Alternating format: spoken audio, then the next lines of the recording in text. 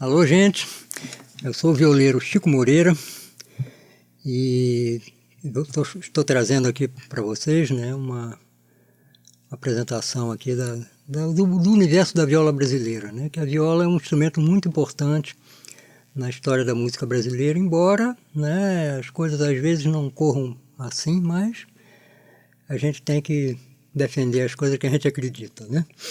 Bom, essa viola aqui, que eu começo a tocar, a afinação chama cebolão. É o cebolão em ré. É uma das afinações mais difundidas no universo da viola interiorana, né? E a gente vai começar com algumas formas do arpejo da viola, tá? Vamos lá.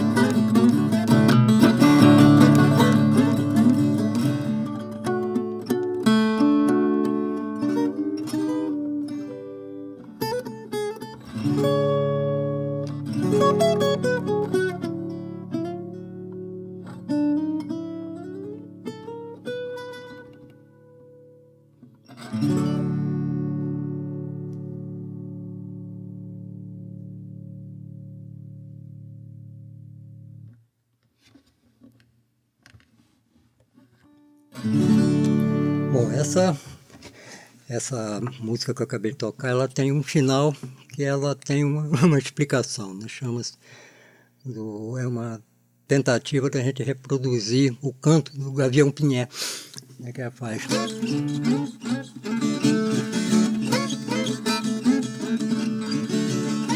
Chama-se Gaviãozinho Pinhé, né, que foi inspirado inclusive na sonoridade das notas que ele vem, né, e fica piando, se comunicando com os outros gaviões, né? Então é isso.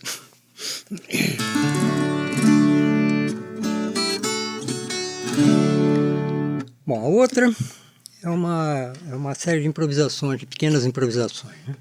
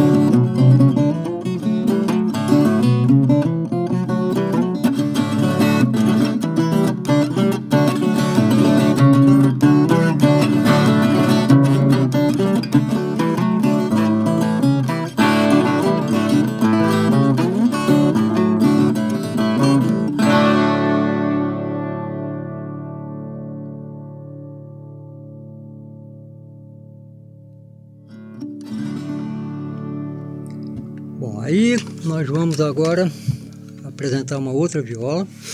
Eu vou guardar essa daqui.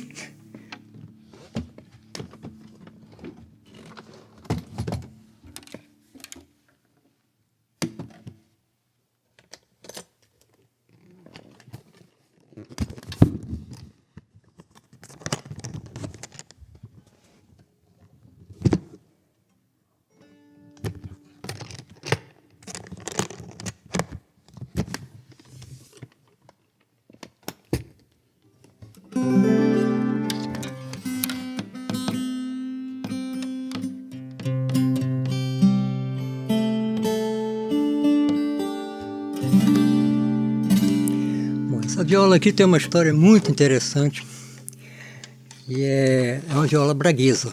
Ela veio de Braga, em Portugal, e é o tipo da viola que é a nossa avó, né? Podemos dizer assim, é a avó das violas brasileiras. E essa aqui, realmente, ela veio de Portugal, e a história da vinda dela também é muito interessante, né? Nós temos quer dizer, eu digo temos porque certas pessoas são eternas, não só na nossa vida, como na cultura brasileira, né? Um grande amigo nosso chamado Décio Marques, que já se foi, e era também um grande músico, um grande cantor, um grande artista, né, completo. Tocava viola, violão, cantava. E ele, vindo de Portugal, ele foi fazer uma viagem lá e trouxe essa viola, né? E eu e uma amiga nossa fomos buscar ele no aeroporto de São Paulo. E ele chegou, olhou para mim: pô, Chico, quanto tempo a gente não se via? Realmente a gente não se via há bastante tempo. E ele pegou: trouxe um presente para você, que o Décio era assim, ele improvisava tudo na hora. Essa viola ele tinha trazido de lá, não sei se para ele ou para alguém, mas ele chegou e eu estava atrás do carro, né? Ele sentou na frente e ele pegou e jogou a viola vem para trás. Eu, toma, para você, jogou a viola. A viola passou por mim aqui, bateu aqui no vidro traseiro e quebrou. Se vocês verem aqui, tem um pequeno concerto. Essa é uma das histórias que eu guardo do Décio com o maior carinho, né? E ele saiu brincando, saiu rindo, né? Mas não teve maiores danos, não. E essa viola, ela me acompanha já há bastante tempo. E ela tem ela guarda a tradição do português.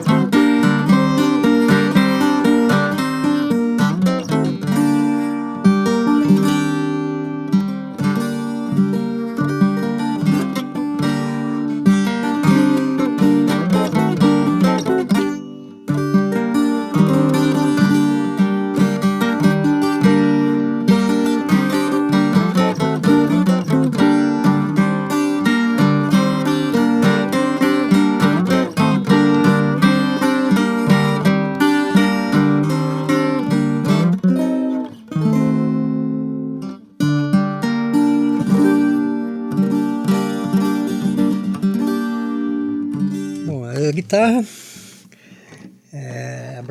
Braga, né? A guitarra braguesa. Vocês devem ter notado aqui como afina, né? A afinação dela é bastante complexa, porque esses pinos, né, são onde a gente consegue afinar, e chega uma hora que a corda vai cedendo e chega aqui e acaba. Aí tem que trocar a corda. E às vezes é no meio da música, né? A gente vai afinando, afinando. Mas ela tem um timbre muito especial, muito diferente. E para nós aqui no Brasil é importante, né, as diferenças dos timbres, né, dos instrumentos. Bom, agora eu vou trazer uma outra viola, que essa essa viola tem também uma história bastante interessante. É a história de um animal, né, quer dizer, um cachorro, que eu estava em Jacareí, na casa de um amigo meu, e ele criava um cachorro, né? Eu estava estudando a viola lá, brincando com ela, né? E o cachorro, uns pombos subiram numa árvore, né? Catucaram lá alguma coisa, e ele ficou meio assustado e tentou subir na árvore para ver o que era que estava acontecendo, e caiu uma enxame, né? Como é que chama aquela coisa de abelha, casa de marimbondos, né? E aí foi complicado, né? Porque ele foi todo picado, e eu não podia nem tentar socorrer ele, porque tinha um muro, tinha um muro gradeado, né? Com cerca de arame farpado, então não deu nem para socorrer o cachorro. Não, depois o dono chegou e deu tudo certo, né? Mas ele ficou completamente maluco, né? Assim, rodando, porque os marimbondos foram lá e picaram bastante ele, né?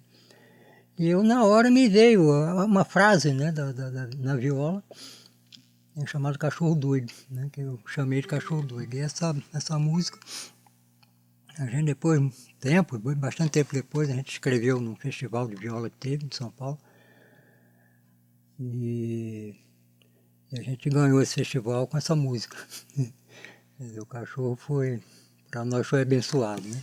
Eu vou pegar outra viola então.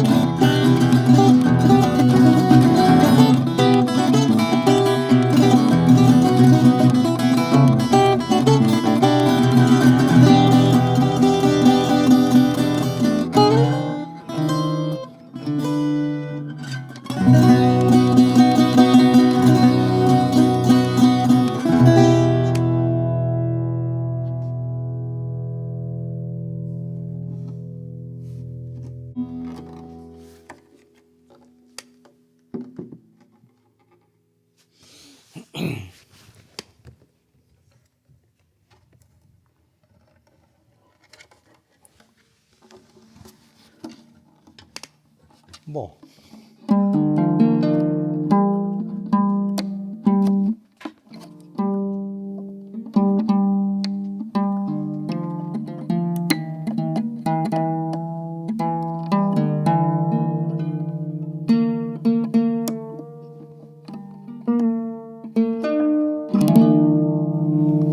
essa violinha aqui é a chamada viola de coxo, né? É das violas mais interioranas brasileiras, talvez a mais representativa, né, do interior brasileiro. E ela tem uma peculiaridade que ela é totalmente fechada. Ela não tem o orifício aqui, né, que o violão tem, a viola tem, o cavaquinho, o bandolim, todos têm, para sair o som, né? Ela não tem, e ela mesmo assim, ela tem um som bastante potente. É meio inexplicável isso.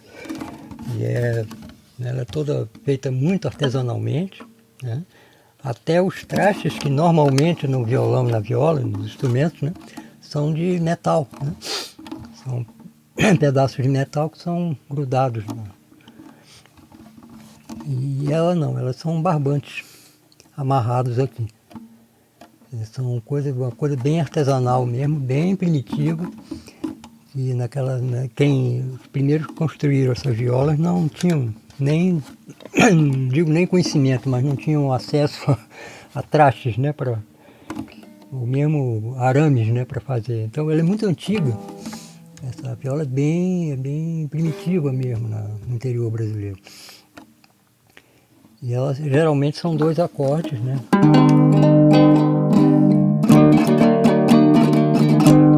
Sempre toca só 2 acordes, que é o que dá aqui, né? Então aqui, e onde tem essa pinta branca, é onde dá o quinto, né? A quinta nota, né?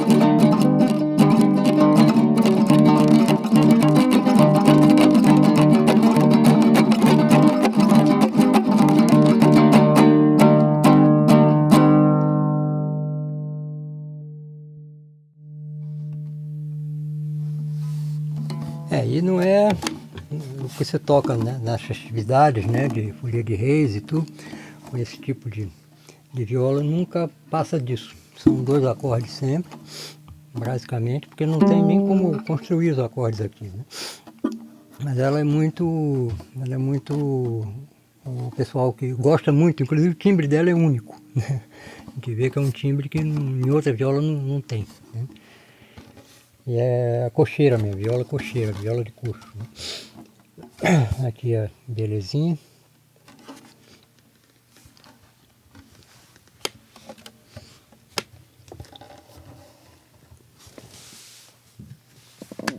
Bom, agora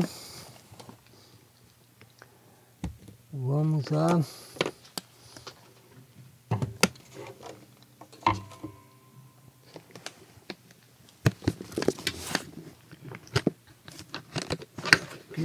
piririm.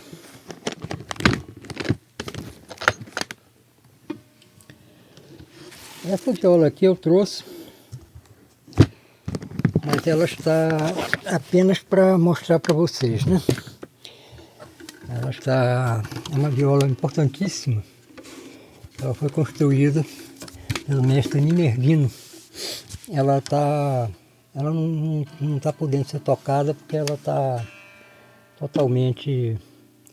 Ela vai precisar receber um concerto bem específico, né? Está empenada aqui, soltou a cola aqui. Mas ela é importantíssima porque o mestre Minervino foi um dos maiores construtores de viola, né, da história da viola brasileira. E ele fez, e observe-se os desenhos todos cravados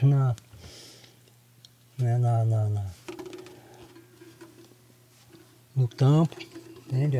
Aqui toda a construção dela é muito preciosa, entende? Foi feita com muito amor, com muito cuidado. E mestre Minervino foi um dos maiores construtores realmente de viola no Brasil, né? Ele definiu várias coisas para a viola brasileira, para ela deixar de ser a viola portuguesa e ser a viola brasileira. Infelizmente eu não vou poder tocar nela porque ela está bem machucada, né? Mas uma hora a gente vai deixar ela sadia de novo, em homenagem ao mestre Minervino, né? Aqui.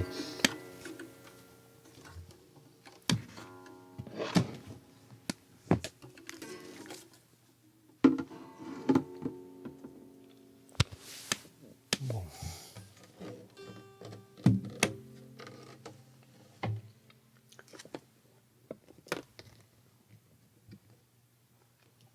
Aqui já foi, né?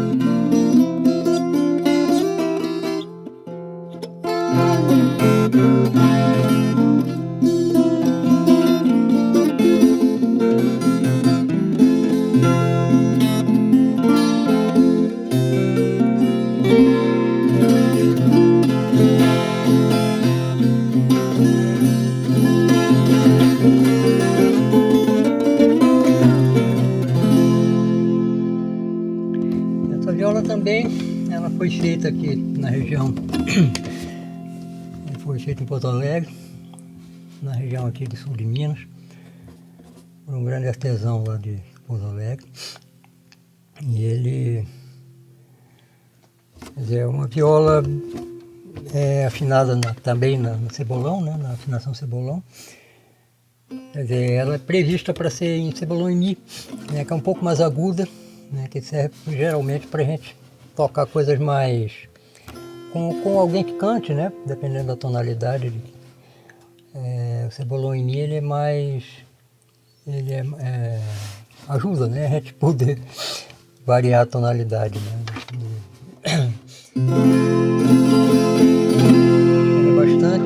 interessante, ela tem um timbre muito cheio, muito rico, né?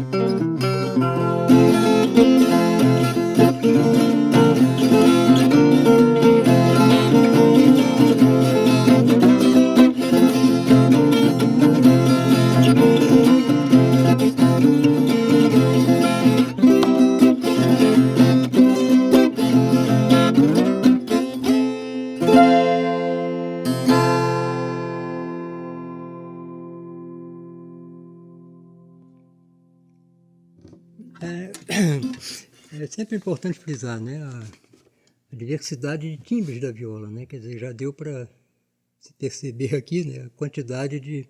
É quase como se fosse uma orquestra, né, com vários instrumentos, mas no fundo são os mesmos, né? E isso, o Brasil é bastante rico nessa concepção, né?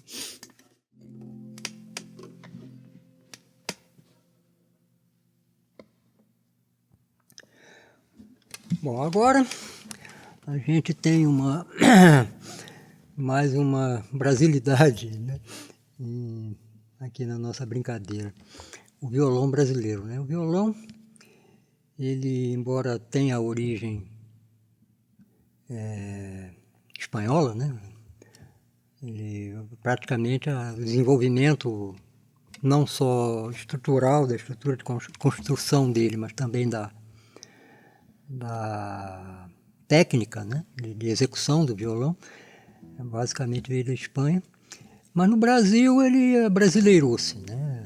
A gente tem várias, desde a época, né, Garoto. Garoto foi talvez o grande violonista brasileiro, era um gênio, né? Ele deu um jeito de tocar brasileiro, foi o Garoto, né? E depois Radamés Inhatza, mesmo pianista, mas ele ajudava a aperfeiçoar os violonistas, né? E o violão veio vindo, né? Baden Powell, veio a Bossa Nova, né? A Bossa Nova sem violão não existiria, né? O João Gilberto. E o violão, a partir daí, ficou a marca mais registrada, mais das cidades, né? No interior a viola continuou marcando a sua presença, mas nas cidades o violão tomou conta por ser talvez um instrumento de mais fácil execução. A viola tem peculiaridades, tem coisas muito particulares que nem todas as pessoas conseguem realizar, né? Mas o violão não, o violão, apesar da afinação dele ser, o tipo de afinação ser, assim, em termos geométricos da melodia, seja meio estranho, a viola é mais, né? Você bate a viola, ela faz um acorde. O violão não, o violão faz uma série de notas, é diferente. Mas o violão ele tem essa facilidade de você acompanhar músicas, você criar até situações com ele. E é importante, né, a gente definir basicamente o samba, né? O samba brasileiro, ele ficou marcado no violão, né? E antes do samba, né, também nas cidades, né, principalmente no Rio de Janeiro, veio o machixe, né? O samba e o machixe foram duas formas bem citadinas, né, vamos dizer assim, de se tocar o violão, né? E aí a gente tem, né, os grandes violonistas brasileiros, né? Seria até longo citar aqui os grandes. Mas eu vou apresentar aqui duas pecinhas, então. Um samba, né, e depois um machixe, né?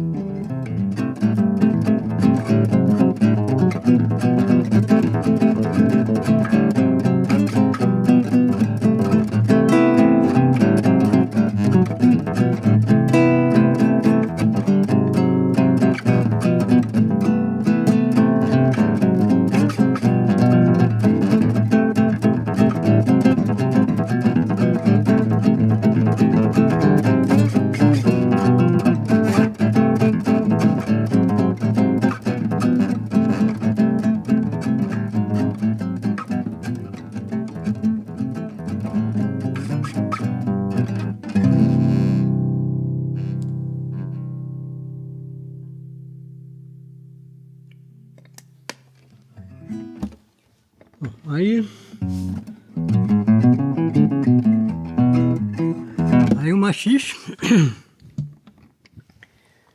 que é também um tipo de coisa abrasileirada, né, pro violão. Vamos ver.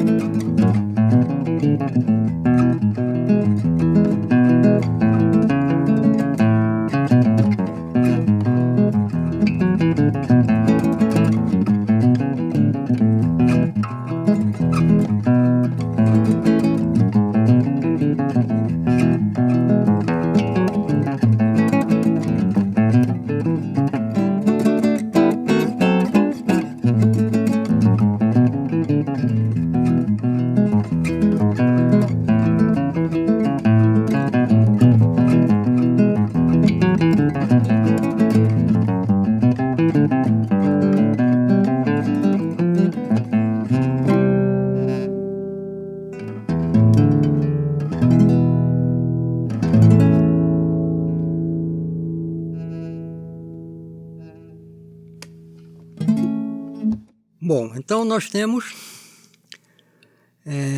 ainda falando do Brasil, sempre do Brasil, da nossa terra querida, eu vou contar um pouquinho também do quanto a gente chega numa determinada idade, né? A gente já observa, começa a olhar para trás, né, para ver as coisas que a gente fez e que a gente não fez, né, também deixou de fazer, né. E eu me lembro da década de 70, 60, 70, que foi uma época muito dura, muito complexa, né, para a sociedade brasileira. Nós vivíamos sob um regime autoritário. E para o artista era muito difícil, né? O artista mais comprometido com as lutas sociais, com as coisas de você tentar dizer a verdade, né? Era muito complicado. Existia uma censura muito forte. E nessa época a gente fez eu e um parceiro meu de muitos anos, chamado Alberto, na época era Alberto de Castro, né? Mas hoje é Alberto Chicaiban, eu continuo atuando na música brasileira. Ele mora na Itália, apesar de tudo, mas é um grande compositor, um grande músico, cantor também. E a gente formou um grupo, né, que era um trio na época, com o Ronaldo Florentino também, que participou com a gente. Hoje ele mora em Campinas, é um grande compositor também, um músico maravilhoso. E a gente formou um grupo chamado Grupo Maria Deia. E quem era Maria Deia, né? Maria Deia o nome verdadeiro dela era Maria de Deia, filha de Deia, né? Que no Nordeste tem essas coisas, né? Você, de repente, você dá o nome é filho de alguém, né? Então, o de servia disso. Mas só que no passar do tempo ficou Maria Deia mesmo. E ela simplesmente era a mulher de Lampião, o rei, chamado Rei do Cangaço na época, né? E Lampião foi uma figura assim marcante na história nordestina, né? Eu sei porque eu também vim de lá. Embora tenha nascido no Rio de Janeiro, né? Eu fui para o Nordeste muito cedo, fiquei lá, né, com nossa família lá. E Lampião sempre foi uma referência assim que eu vi desde a infância, né? O Rei do Cangaço, né? Corisco também, Dadá era mulher de Corisco, era também uma mulher fortíssima. E essa coisa do empoderamento da mulher, que hoje está moderno, né? Hoje se fala muito nisso, que é uma coisa boa, claro. Mas naquela época era complicado. E essas duas, Dadá e Maria Deia, foram duas pessoas muito fortes, né? Independentemente de julgarmos se Lampião fosse um criminoso, ele era um revoltado, né? Primeiramente, ele foi um revoltado contra as injustiças que se praticavam no sertão, né? Dos grandes latifundiários e tudo. Ele se revoltou e saiu fazendo um bando de coisa, né? Logicamente, não estamos aqui julgando se ele estava certo ou errado, mas Maria Deia era uma pessoa muito forte, muito importante. E o cangaço é uma coisa muito significativa na história da cultura, principalmente nordestina, né? Então, quando a gente batizou esse grupo, né, na época de Grupo Maria Deia, muita gente não entendeu, pô, mas cadê a Maria? Né? Só tem homem no grupo? Cadê a Maria? Isso, inclusive, nos foi perguntado por um censor que a gente estava fazendo, que antigamente você tinha de fazer um espetáculo para censura, né? O censor ia lá e ia ver, né, se tinha alguma música que atentava contra o poder, né, da época, e você tinha nós tínhamos, né, que a gente tinha de ser esperto, né? A gente tinha um repertório para censura e outro para realmente tocar as coisas que a gente queria. Então a gente pegava várias músicas assim, com letras sem nenhum significado, né, perigoso, e fazíamos para tocar, né? E passava na censura e depois, no dia do espetáculo, a gente tocava o que a gente queria, né? O censor não estava lá mesmo, a gente fazia e várias vezes deu certo. Só que uma vez não deu, né? Porque o censor ficou muito curioso de saber, mas vocês são um grupo de homens, né? Cadê a Maria Deia aqui? Não tem Maria no grupo? Não pode isso. Ele implicou com isso, né? E foi interessante que ele quis proibir o nome o show, porque não tinha mulher no grupo e o nome do grupo era de mulher. Ele achou esquisito, tem coisa aí, percebeu, né? Só que ele estava com a esposa dele do lado, que ela assistiu toda a apresentação da gente, e ela enfiou o dedo na cara dele e disse, olha, eles são muito bons músicos, não vai proibir o show deles, não. E ele ficou quietinho e a gente fez o show. Quer dizer, essas coisas são interessantes a gente contar, né? Mas a Maria Déia nos salvou dessa vez, né? O nome Maria Déia, né?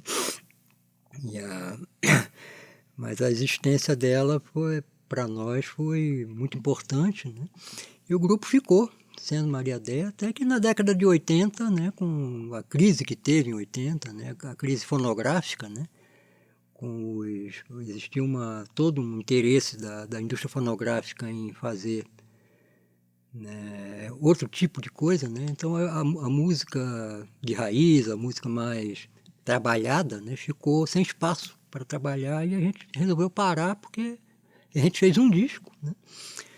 Conseguimos gravar um disco em 1980, um disco independente, inclusive, né? Foi um dos primeiros discos independentes que foram feitos na época, depois do Boca Livre, né, que foi o primeiro, um grupo Boca Livre, um quarteto vocal maravilhoso que tinha.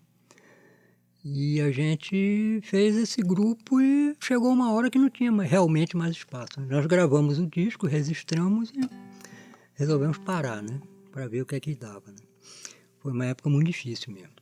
Mas ainda voltando a Lampião, né, só para explicar o nome do grupo Maria Déia, Lampião era o companheiro da Maria Déia e a gente cantava uma música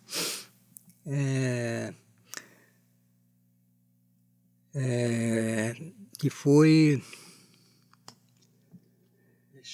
Alexandre Zabelê, né, que foi o compositor dessa música, que era um dos homens de Lampião, né? Das pessoas, quer dizer, ele conhecia, né, que na época todo mundo conhecia, né, no Nordeste. E ele fez ele cantou esses versos e ficou, né? Foi passando de mão em mão, terminou a gente descobrindo. E a atualidade desses versos é bastante interessante, né? Vamos ver.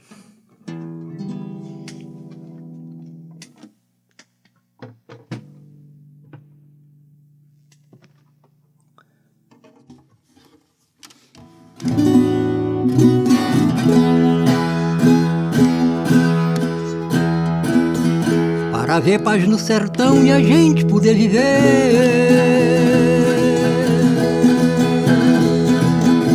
e os matos poder crescer e as mulheres poder rezar, e os matutos trabalhar com gosto e satisfação, precisar que Lampião venha o povo governar. E para ver paz no sertão e os invernos poder vir, e as lavouras produzir e acabasse com calor escardante, abrasador das fornalhas do verão, precisar ser Lampião, nosso governador. E para ver paz no sertão e a chuva poder cair, e a dinheirão matine nas burras dos coronéis, e nas bisacas das mulheres e nos bolsos dos capitão, precisa que Lampião faça tudo o que quiser. E para ver paz no sertão e os neném poder mamar, poder crescer e engordar, ser uns homens de valor, uns cabra trabalhador, caboclo de opinião, precisa que Lampião dê uns conselhos aos doutores. E para ver paz no sertão e ter as leis bem cumpridas, e as famílias protegidas e o povo poder falar sem medo de qualquer mal, precisar que Lampião dê sua opinião no diário oficial. E para ver paz no sertão e acabar-se os criminosos, e os ladrões, os mentirosos, e as mulheres de má costume, e os mexidos de ciúme, precisar que Lampião ensine a população a regra do seu regime. E para ver paz no sertão e a gente poder dormir, e comer, beber e vestir, lá nesta Bahia, sem nunca se atrapalhar. Quer precisar de lampião, entra, chora em seu batalhão na polícia militar. E para ver paz no sertão e o gado poder crescer, e a indústria desenvolver, e os padres poder falar, dar castigo e excomungar os filhos da perdição, precisa que Lampião se mude pra capital. E para ver paz no sertão e as coisas se endireitar, e todo mundo a melhorar, do riacho, Mochotó, precisa que Lampião e decarte e jogue de mão lá dentro do Maceió. E para ver paz no sertão e as moças poder prosar, e os rapazes poder casar, e o povo poder se rir, e os meninos divertir, é preciso uma eleição pra fazer de Lampião governador do Brasil.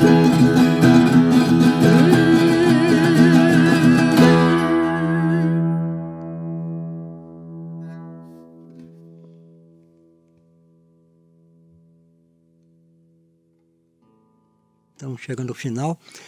Queria agradecer aqui basicamente, principalmente a cidade de Borda da Mata, né, que proporcionou essa oportunidade de a gente mostrar a música que a gente faz, né?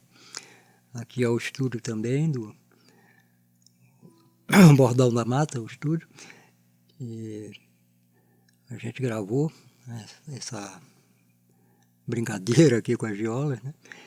E mais uma vez deixar bem clara a importância da gente, nesse tempo tão difícil de pandemia e tudo, né, a gente se voltar também um pouco para o nosso interior cultural brasileiro. No Brasil, já quem foi lá fora sabe disso, o Brasil é muito reverenciado lá fora, muito admirado lá fora, e aqui dentro, por incrível que pareça, ou por situações estranhas, né, nós temos, o brasileiro às vezes se envergonha de si próprio, e não é correto isso, né? Então, o objetivo sempre foi, no meu caso, né, o meu sempre objetivo de trabalhar com a música, com a cultura brasileira foi essa, desenvolver e valorizar as coisas da nossa terra. É isso aí, gente. Muito obrigado.